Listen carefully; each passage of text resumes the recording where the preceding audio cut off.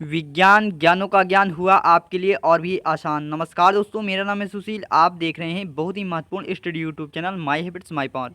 दोस्तों, आज हम डिस्कस करने वाले हैं विज्ञान के टॉप 5 क्वेश्चन के बारे में। दोस्तों, हम आपको रिवीजन, आपका डेली रिवीजन होता रहे, इसलिए फ्रेंड आपके लिए डेली प्रैक्टिस सेट या फिर आप जो भी समझ लीजिए, कुछ क्वेश्चन लेकर आएंगे आपके लिए फ्रेंड, और अच्छी तरीके से डिस्कस करेंगे। ठीक है।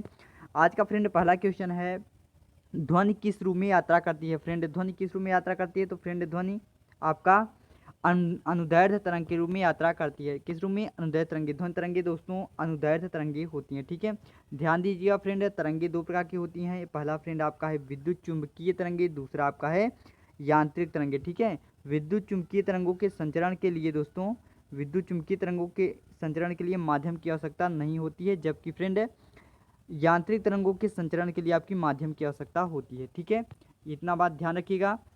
तो ध्वनि फ्रेंड किसके अंतर्गत आता है? ध्वनि यांत्रिक तरंगों के अंतर्गत आता है। ठीक है, ध्वनि तरंगे यांत्रिक तरंगे होती हैं। ध्वनि यांत्रिक तरंगे दो प्रकार की होती हैं, अनुदैर्ध्य और अनुप्रस्थ तरंगे। कौन सी? अनुदैर्ध्य और अनुप्रस्थ तरंगे। ठीक है, तो ध्वनि कैसी तरंगे हैं? अनुदैर्ध्य तरंगे हैं। ठीक है, ध्वनि अनुदैर्ध्य तरंगे हैं। ठीक है, चलिए फ्रेंड अगले क्वेश्चन की बात करते हैं। फ्रेंड, क्वेश्चन नंबर 2 की लार की प्रकृति होती है। तो फ्रेंड, लार की प्रकृति कैसी होती है?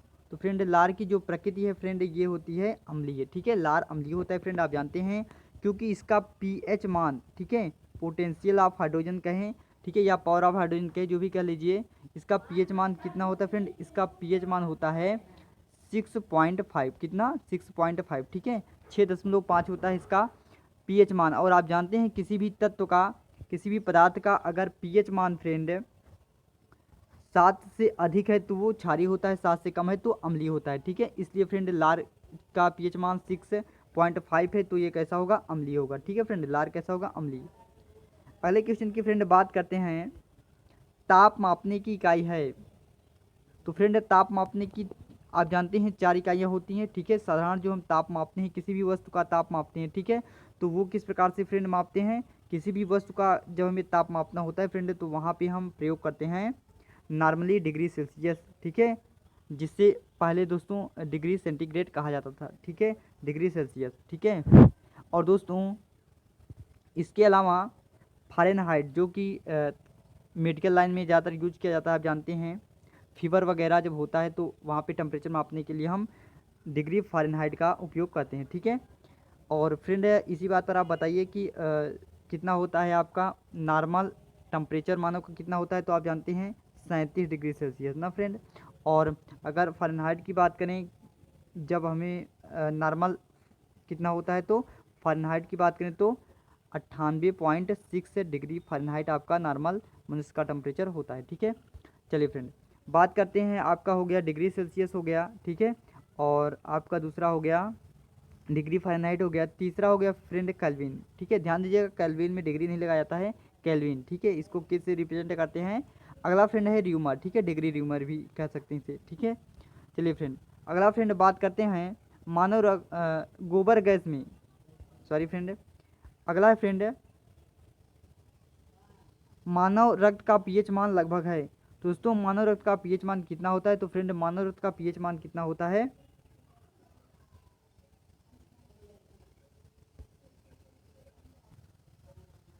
7.4। ठीक है, जी हाँ फ्रेंड, 7.4, 7.4 होता है मानव रक्त का पीएच मान। ठीक है, पोटेंशियल ऑफ हाइड्रोजन। इसका मतलब फ्रेंड 7 से अधिक है तो ये कैसा होगा? क्षारीय होगा। ठीक है, तो मानव रक्त की प्रकृति कैसी होती है? क्षारीय होता है, इसका पीएच मान 7.4 होता है। समुद्री जल का पीएच मान कितना होता है फ्रेंड? तो समुद्री जल का पीएच मान कितना होता है? 8 दशमलव, ठीक है, 8.4 आपका होता है समुद्री जल का पीएच मान। फ्रेंड बताइए, नींबू का पीएच मान कितना होता है? तो नींबू का पीएच मान कितना होता है फ्रेंड?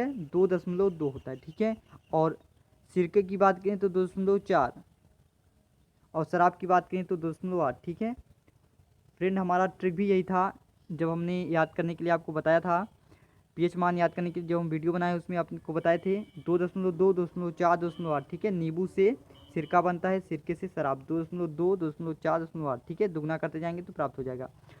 अगला फ्रेंड बात करते हैं, गोबर गैस में मुख्यतः होता है। तो फ्रेंड, गोबर गैस में मुख्यतः कौन सी गैस होती है?